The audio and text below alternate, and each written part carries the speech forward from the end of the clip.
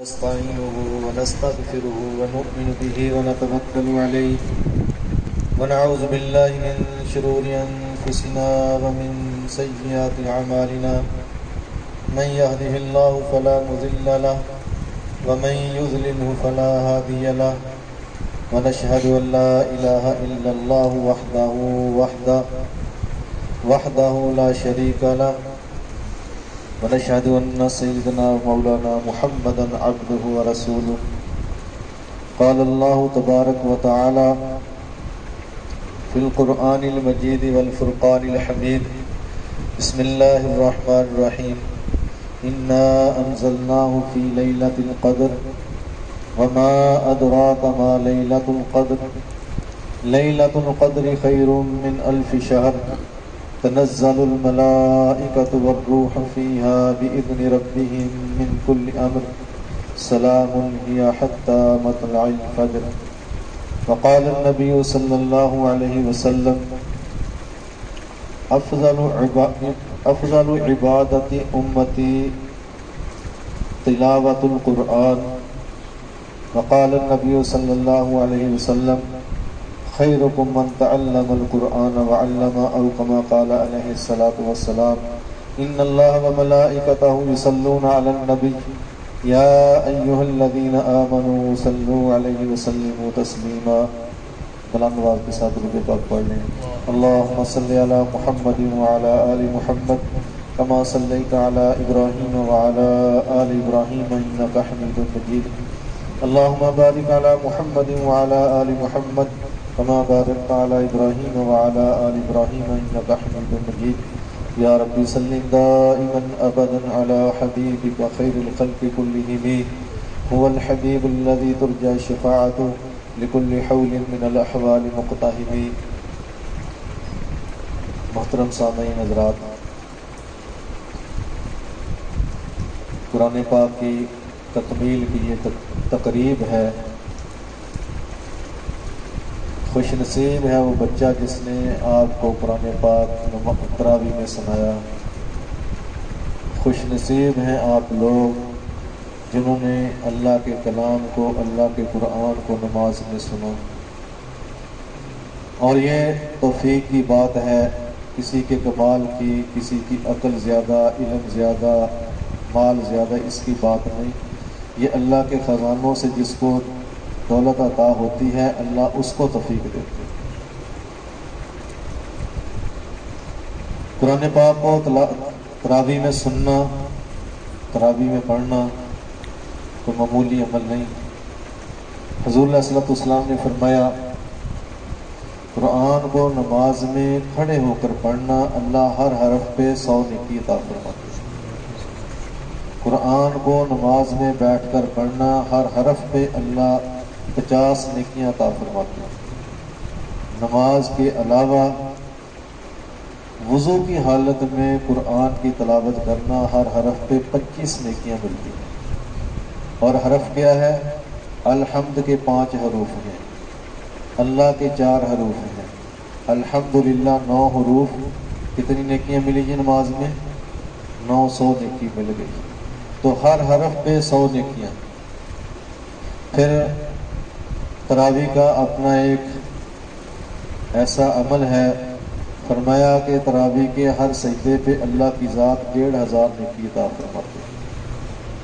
حضور علیہ السلام کا فرمان مبارک ہے من قام لیلۃ القدر ایمانا و احتسابا غفر له ما تقدم من ذنبہ۔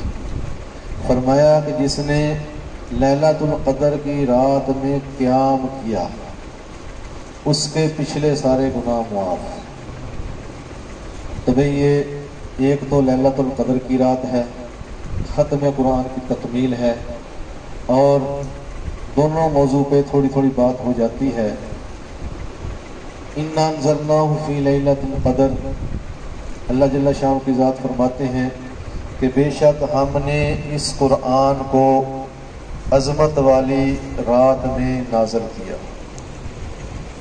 اور اس رات کی عظمت قرآن کی وجہ سے ہے۔ یہ جو رات کی عظمت ہے یہ قرآن کے نازل ہونے کی برکت سے ہے۔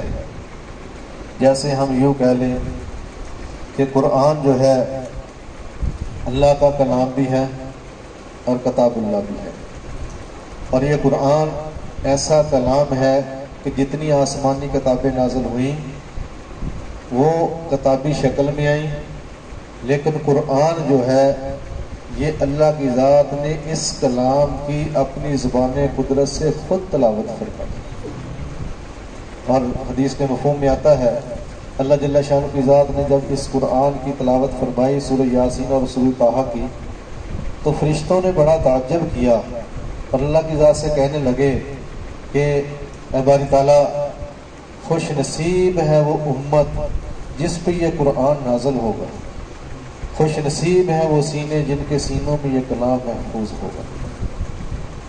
تو یہ قرآن کی عظمت کی وجہ سے اس لیلۃ القدر کی عظمت ہے قرآن کی برکت سے، کہ اس رات کو قرآن جو ہے لوح محفوظ سے آسمان دنیا میں آیا، وہاں سے پھر جبرائیل علیہ السلام بتدریج حضور علیہ السلام کی ذات کے پاس لے کے آتے رہے، لیکن قرآن کا نزول اس رات کو ہوا۔ اور قرآن ایسی مقدس کتاب ہے کہ فرمایا اس کا چھونا ثواب، اس کا دیکھنا ثواب، اس کا پڑھنا ثواب، اس کا ہر عمل ثواب ہی ثواب ہے، یہاں تک کہ قرآن کا صرف ادب ہی کر لینا۔ بادشاہ کے بارے میں آتا ہے سفر پہ جا رہا تھا تو چلتے چلتے ایک بستی میں ٹھہرا، کسی کا مہمان بن گیا، تو رات کو انہوں نے ایک کمرے میں ٹھہرایا۔ جس کمرے میں ٹھہرایا، بادشاہ جب رات کو سونے لگا تو دیکھا کہ ایک الماری کے اوپر قرآن پاک پڑا ہوا ہے۔ دل میں خیال آیا کہ اللہ کی کتاب ہے، تو میں اگر لیٹ جاؤں تو میں اس کا ادب نہیں کروں گا، مجھے ادب مانے نہیں ہوگا، لہٰذا میں آج قرآن کے ادب میں ساری رات بیٹھ کے گزار دیتا۔ جیسے بالفرض ایک بہت بڑا بزرگ بندہ، بہت بڑی بزرگ ہستی یہاں آ جائے اور میں اس کے قریب لیٹ جاؤں، تو میرے دل میں یہ خیال آئے گا کہ اتنی بڑی بزرگ ہستی ہے اور میں ان کے قریب لیٹا ہوا ہوں، مجھے بیٹھ کے ان کا ادب کرنا چاہیے۔ تو بادشاہ نے قرآن کی عظمت کی وجہ سے ساری رات بیٹھ کر گزار دی۔ کچھ عرصے بعد بادشاہ فوت ہو گئے۔ غالباً وقت کے جو بزرگ تھے حضرت خواجہ معین الدین چشتی رحمۃ اللہ علیہ، خواب میں بادشاہ کی زیارت ہوئی، پوچھا کہ اللہ نے تمہارے ساتھ کیا معاملہ کیا؟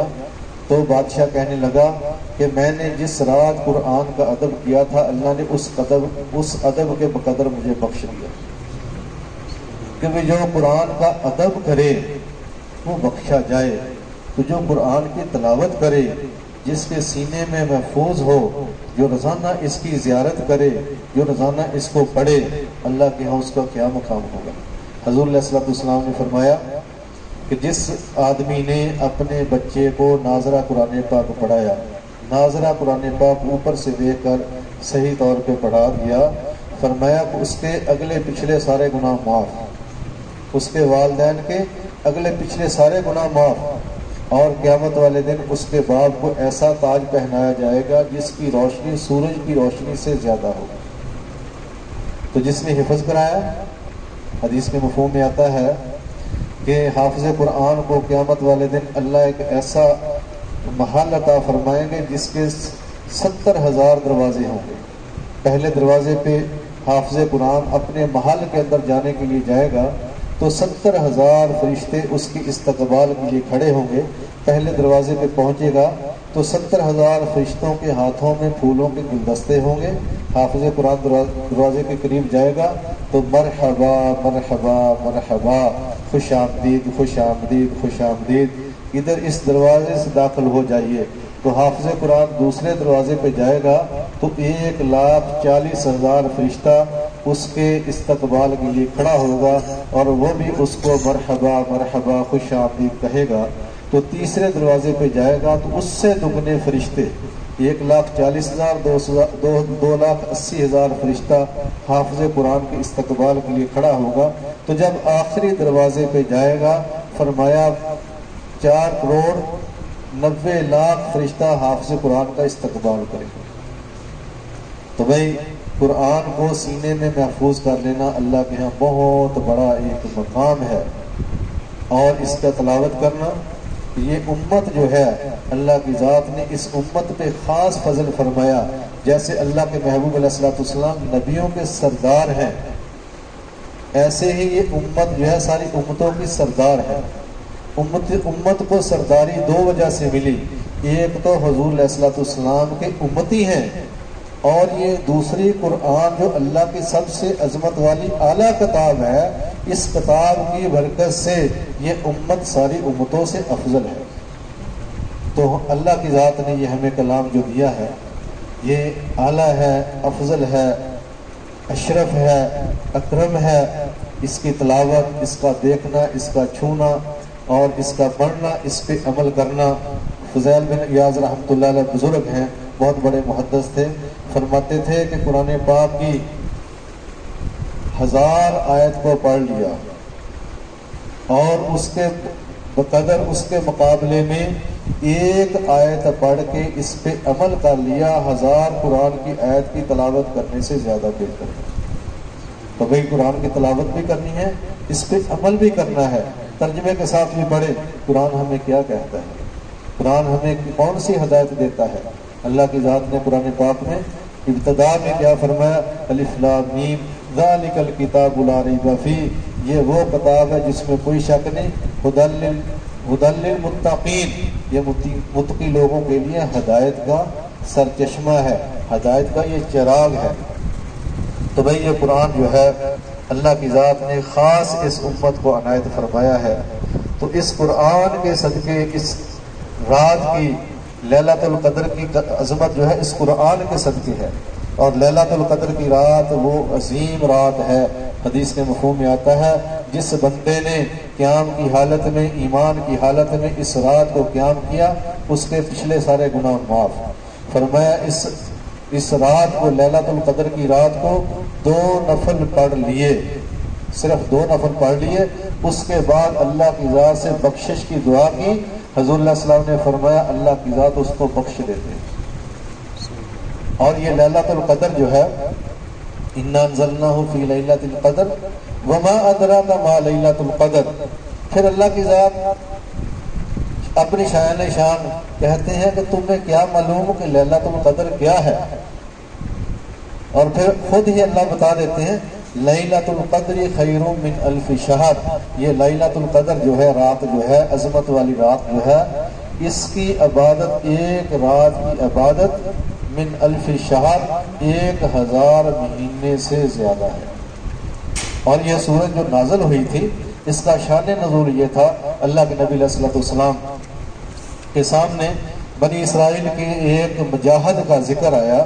ذکر کیا آیا کہ ایک مجاہد تھا، اس نے 1000 مہینہ تک اللہ کے راستے میں جہاد کیا، اور جہاد کا جو سامان تھا، جو اس کے جسم کے ساتھ لیس تھا، ہتھیار وغیرہ، تو 1000 مہینہ تک اتنا مجاہدہ اس نے کیا کہ اسی حال میں عبادت کرتا تھا. 1000 مہینے تک اس نے اس اپنے سامان کو اتارا نہیں، اسی حال میں سو جاتا، اسی حال میں وہ کام کرتا، اسی حال میں جہاد کرتا رہتا.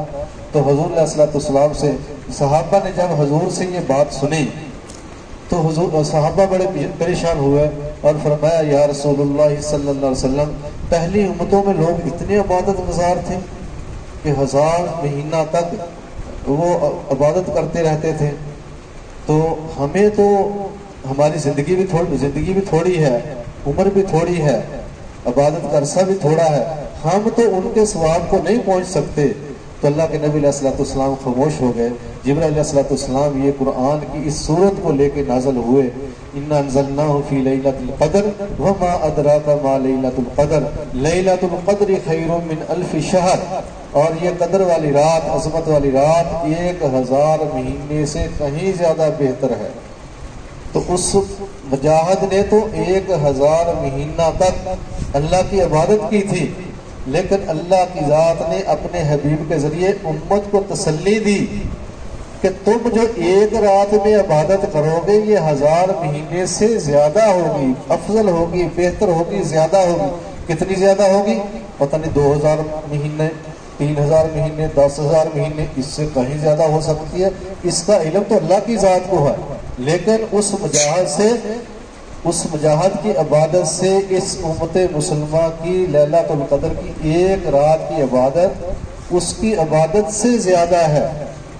اور جس نے اپنی زندگی کے 50 سال پائے، 15 سال چلو جوانی بلوغت کے ختم کر دو، اب 35 سال جس نے اپنی زندگی میں لیلۃ القدر کو پایا، 35 سال جس نے اپنی زندگی میں لیلۃ القدر کو پایا، اب 35 سال کے دورانیے میں اس نے بالفرض 35 لیلۃ القدر کی راتیں جو ہیں اس نے قیام کی حالت میں گزاری۔ اب بتاؤ اس بندے کی عبادت کتنی افضل اور کتنی زیادہ ہو۔ اور وہ بندہ اتنا مجاہد تھا، کتاب میں لکھا ہے کہ اس کا نام شمعون تھا، اور اتنا مجاہد تھا کہ ہر وقت وہ ہتھیاروں سے لیس رہتا۔ اب کفار جو تھے اس کے مقابلہ کرنے کے لیے اس کے سامنے نہیں آتے تھے کہ ہم اتنا مجاہد بندہ ہے، اتنا طاقتور ہے، اتنا قوی ہے، ہم اس کا کیسے مقابلہ کر سکتے ہیں۔ اب انہوں نے کیا کیا کہ اس کی بیوی کو تھوڑا مال کے لالچ سے گھیر لیا، مال کا لالچ دیا کہ ہم اتنا مال دیں گے اگر تو اس کو قابو کر کے ہمارے حوالے کر دے، ہم اس کو ختم کر دیں۔ اب کیا کیا کہ ایک سونے کی تشتری پلیٹ جو تھی انہوں نے سونے چاندی کے بھر کے بیوی کو دے دی۔ اب جو ہے اس کو تو نے قابو کرنا ہے۔ وہ مجاہد رات کو سویا، بیوی نے رسیوں سے باندھ دیا کہ صبح جب وہ آئیں گے تو ان کو ختم کر دیں گے۔ تو مجاہد جب اٹھا، خاوند جب اٹھا تو وہ طاقتور اتنا تھا اس نے رسیاں توڑ دی، اور بیوی سے کہنے لگا کہ تو نے مجھے باندھا کیوں؟ کہنے لگی میں آزمانا چاہتی تیرے اندر کتنی طاقت ہے۔ اب پھر کفار نے پوچھا کیا معاملہ ہوا، بیوی سے پوچھا، بیوی کہنے لگی، اس مجاہد کی بیوی کہنے لگی تو وہ تو بہت طاقتور ہے، اس نے تو رسیوں کو توڑ دیا۔ انہوں نے کہا چلو ہم لوہے کی زنجیریں آپ کو دیتے ہیں، اس زنجیروں سے اس کو باندھ دینا۔ دوسری رات ہوئی، لوہے کی زنجیروں سے باندھ دیا تو اس نے وہ لوہے کی زنجیریں بھی توڑ ڈالی۔ بہت واقعہ لمبا ہے۔ اب جب وہ توڑ ڈالی تو کفار کو پھر پتہ چل گیا کہ یہ تو بڑا مجاہد ہے، اتنا طاقتور بندہ ہے، کتنا صاحب ایمان ہے، ہم تو اس کا مقابلہ نہیں کر سکتے۔ اب انہوں نے کہا کہ اور کو تدبیر اس کے ساتھ کی جائے، اور تدبیر کیا کی کہ اس کے سر کے جو بال تھے نا اتنے لمبے تھے کہ پاؤں تک جاتی تھی زلفیں۔ انہوں نے کہا شیطان آیا ان کفار کے پاس، اور شیطان نے ان کو تدبیر سمجھائی کہ اب اس کی بیوی سے کہو کہ اس کے بالوں کے ساتھ اس کے ہاتھوں کو باندھ دے اور پاؤں کو باندھ دے، یہ جکڑا جائے گا، یہ حرکت نہیں کر سکے گا، ہم اس پہ حملہ کر دیں۔ اب بیوی نے تیسری رات ایسا ہی کیا، لیکن اللہ کا کرنا، جب وہ حملہ کرنے سے پہلے ہی وہ جکڑا ہوا تھا وہ آ گئے۔ انہوں نے پکڑا کہ اب یہ حرکت نہیں کر سکتا، اس کو پکڑ کے لے کے کہیں جا کے جو ہم اس کو قتل کر دیتے ہیں۔ تو بہرحال وہ ان کو لے گئے، اور ان کا منصوبہ یہ تھا کہ دور ایک پہاڑ تھا بہت اونچا، وہاں انہوں نے ایک قربان گاہ بنائی ہوئی تھی، اس پہاڑ کے اوپر چلے گئے۔ تو وہاں جا کے انہوں نے کہا کہ اس کو باندھیں گے، وہاں ایک ستون ہے اور بہت بڑی بلڈنگ ہے، اس کے ساتھ باندھ دیں گے، پھر ہم اس پہ حملہ کریں گے، ورنہ یہ نہ ہو کہ ہمیں ختم کر دیں۔ اب کیونکہ وہ صاحب ایمان بندہ تھا، جب انہوں نے ستون کے ساتھ باندھا تو اس نے اللہ کی ذات سے دعا کی کہ یا اللہ تیرے قبضہ قدرت میں ہے، تو مجھے اس جکڑ سے میری جان چھڑا دے۔ تو اللہ کی ذات نے اس کو جو سر کے بالوں میں جکڑا ہوا تھا وہ کھل گئے، اور اس نے اتنی بڑی بلڈنگ تھی اس ستون کو دھکا دیا، وہ ساری بلڈنگ گری، اور کافر جو تھے اس بلڈنگ کے نیچے آ کے سارے کے سارے ختم ہو گئے۔ تو ایسا مجاہد تھا، لیکن ایسے مجاہد کی عبادت جو تھی اس کی عبادت سے امت مسلمہ کی ایک رات کی عبادت کہیں زیادہ ہے۔ اور اس رات میں ہم نے کیا کرنا ہے؟ حضرت عائشہ رضی اللہ عنہ پوچھا یا رسول اللہ صلی اللہ علیہ وسلم اگر میں لیلۃ القدر کی رات کو پاؤں تو کیا عمل کروں؟ حضور علیہ السلام نے فرمایا کہ اس رات میں آپ نے دعا کرنی ہے اللہم انک عفو تحب العفو فاعف عنی، اللہم انک عفو تحب العفو فاعف عنی، اے اللہ میں تجھ سے معافی مانگتی ہوں، میری معافی کو تو پسند کرتا ہے، تو معافی کو پسند کرتا ہے، میں معافی مانگتا ہوں تجھے معاف فرما۔ اور صحابہ نے کہا یا رسول اللہ صلی اللہ علیہ وسلم، غالباً حضرت فاطمہ تو زہرا رضی اللہ عنہ، فرمایا یا رسول اللہ صلی اللہ علیہ وسلم اگر ایک بندہ ساری رات قیام نہ کر سکے تو پھر کمزور ہے، ضعیف ہے، تو اس کے بارے میں کیا حکم ہے؟ وہ تو لیلۃ القدر کو نہیں پا سکتا۔ حضور علیہ الصلوۃ والسلام نے فرمایا اے فاطمہ، کمزور بندہ صرف ٹیک لگا کے بیٹھ جائے اور ایک گھڑی بیٹھ جائے، گھڑی کتنی ہوتی ہے؟ 20 22 25 منٹ، ایک گھڑی بیٹھ جائے اور اللہ کی ذات سے دعا کرے اور یہ دعا پڑھتا رہے تو اللہ کی ذات اس کمزور بندے کو بھی لیلۃ القدر کے برابر ہی اجر عطا فرمائے گی۔ تو بھئی اس رات کی عظمت بہت زیادہ ہے، اس رات کی قدر بہت زیادہ ہے، اس کی رات کی قدر قرآن کی برکت سے ہے۔ تو ہم نے اس رات میں اللہ کی ذات سے بخشش کے فیصلے کروانے ہیں، دعائیں کروانی ہے۔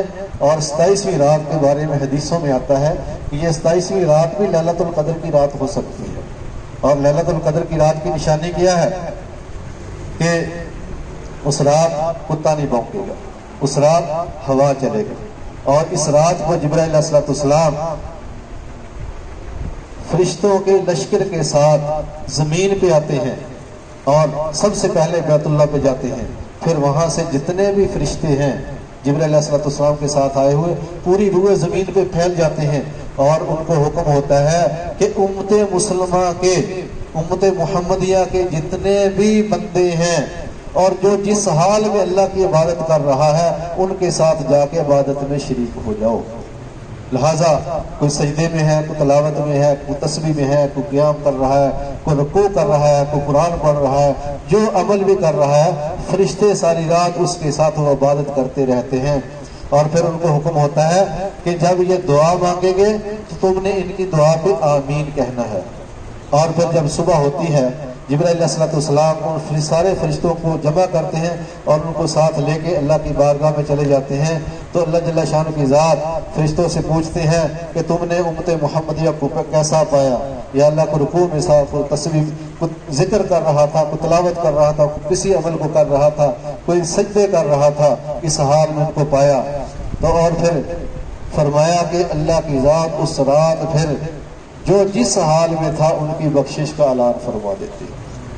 اس رات میں ہم نے اگرچہ مسجد میں عبادت کرنی بہت زیادہ افضل ہے، مسجد کی آبادی کی نیت سے، مسجد کو آباد کرنے کی نیت سے، اللہ کے گھر کی آبادی کی برکت سے مسجد میں کریں گے بہت مقام ہے۔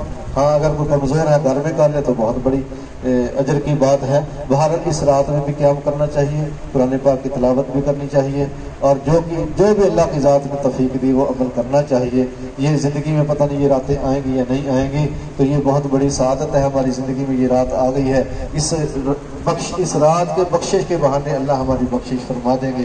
اللہ کی ذات ہمیں عمل کی توفیق عطا فرمائے۔ اس رات